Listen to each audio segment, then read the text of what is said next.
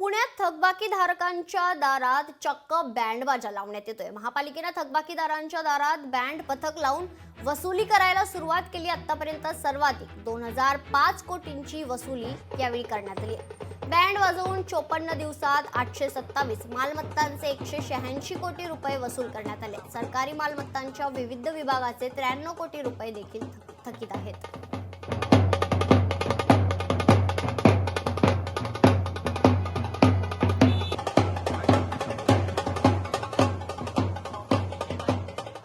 या संदर्भात अधिक माहिती जाणून घेऊयात। आमचे प्रतिनिधी अमोल धर्माधिकारी आपल्या सोबत फोन लाईन वरून जोडले गेलेत। अमोल, काय अधिक माहिती आहे? पुणे महानगरपालिका आता चक्क बँडबाजा वाजवून थकबाकी जी आहे ती वसूल करते।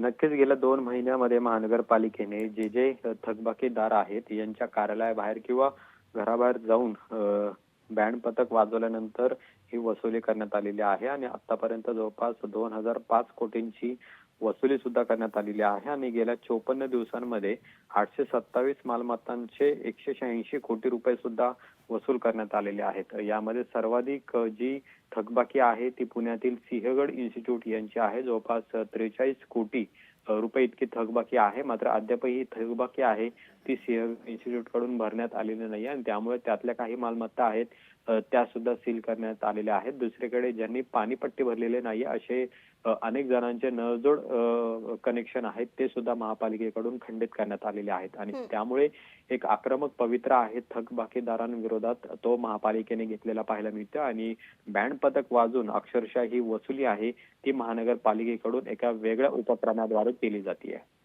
निश्चितच धन्यवाद अमोल, तुम्ही दिलेल्या सविस्तर माहितीसाठी। लोकशाही मराठी ऐका, पहा, जागरूक रहा।